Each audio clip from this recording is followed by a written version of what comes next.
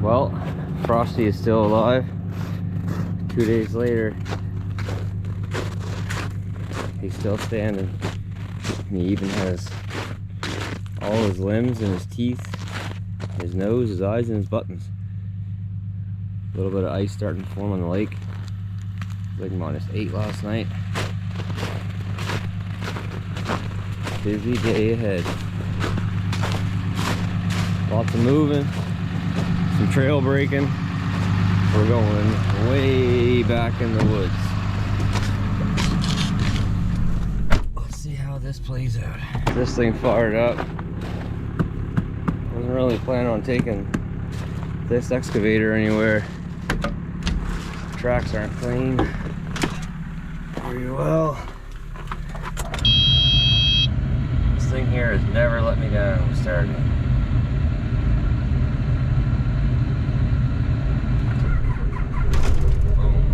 Like that. Here's cranked up. Alright. So Riley's gonna come back, see if he can do anything with those tracks and get that floated, get that walked out to the end of the road to get loaded up today. Because that's going with us. Alright, so a little change of plans. Hooked up to the Ram. We're hauling it out with the Ram. We've got the pintle hitch on this now because my international dump truck is all set up for a pintle, and we hauled the skid steer once with that, and makes it pretty convenient.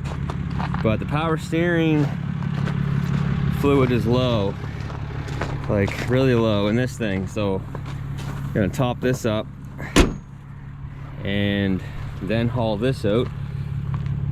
So the Ram is running around doing that right now. The dually. So that's what I was gonna haul this out with the dually, but I'll use this one. Riley's in front of me in the 350. He's heading out. So we gotta break a trail in there. Probably have to unload the what is that noise?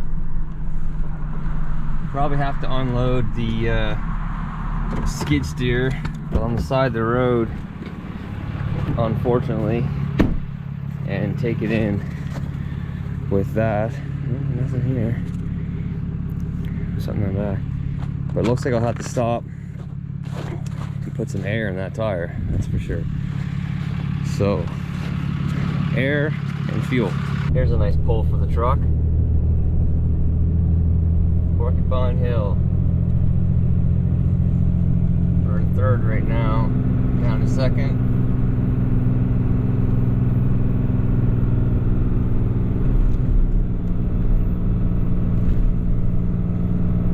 Snow out here.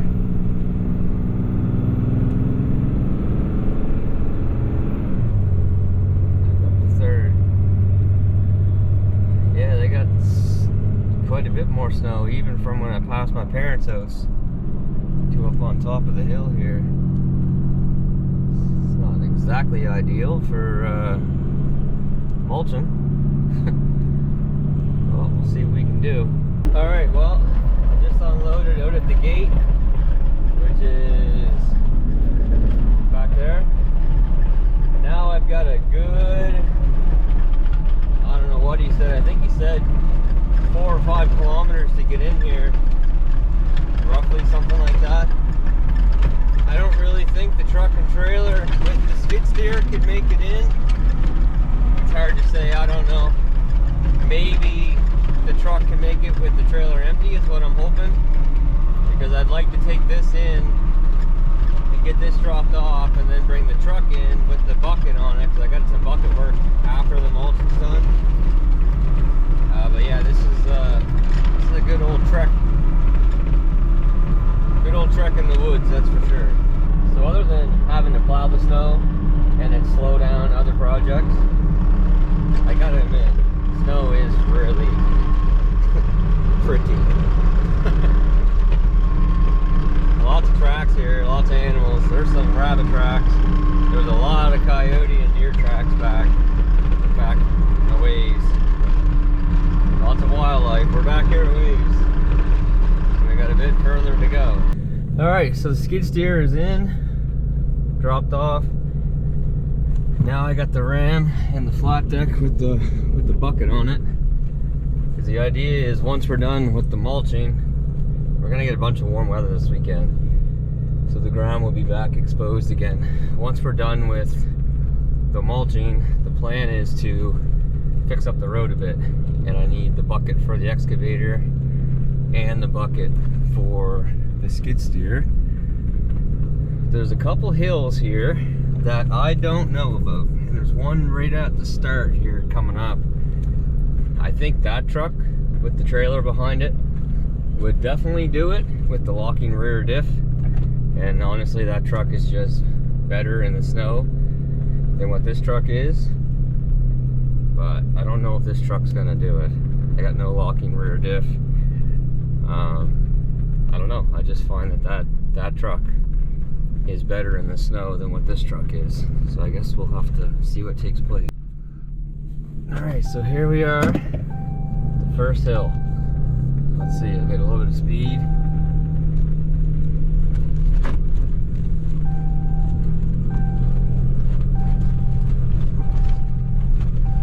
Oh yeah, nothing to it. Nothing to it at all. Easy peasy. Alright, let's see what the next one. Alright, right up here is the next one. This one I don't think is quite as steep, but it's a lot longer.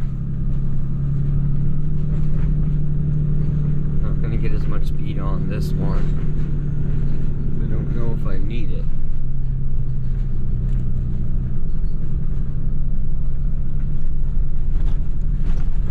And I know in the camera it doesn't, the grades don't come through very well, but it is pretty steep here.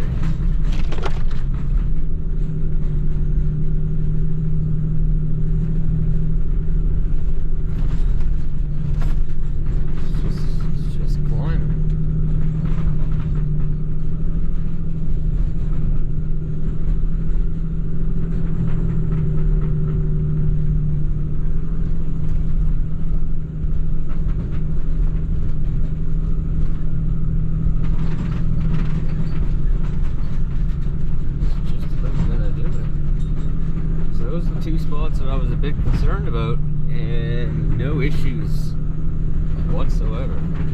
None. This is quite nice. Sort of overlooking all the trees. I'll get a picture of this. Well, alright. First crack. Backed around. Perfect little turning spot. Okay. Machine's fueled up, ready to roll. Riley's on his way out to get the excavator, start bringing the excavator in. So let's head in that way and get at it. All right, well, here we are, made it to our destination. So here's the task at hand. Okay, so basically all this small undergrowth back to where you see that high tree line back there. He wants all this gone, you know, pick the odd tree to stay. Obviously the hardwoods will stay, but you know, don't flatten it, but severely thin it out. That's for sure. Here's the thing with this land in here. Now it's hard to tell where the rocks are and where the rocks aren't, because there's quite a few rock through here. So I'm gonna try to do as much as possible. See, there's a rock with the skid steer. Oh, there's a hole, but there's gonna be some work in here for the excavator, that's for sure. You know, there's a rock, or no, that's a stump. So anyway, there's obviously a big boulder, but I'm gonna come through and do, you know, as much as I can do with the skid steer, being as safe as possible with the skid steer. And then the excavator will do the rest of it. And then if we do well on this side, then there's some on the other side to do as well. I'm just trying to find a spot here where I'm gonna start. When I saw this, when I looked at it, there was no snow on the ground. So obviously that was easy to see where the boulders are. easy to see the best path to take for the skid steer, but now that is no longer the case. But you know, it is what it is. Just be as careful as possible. Try not to get stuck. Try not to lose a track. All that sort of stuff. There's a rock.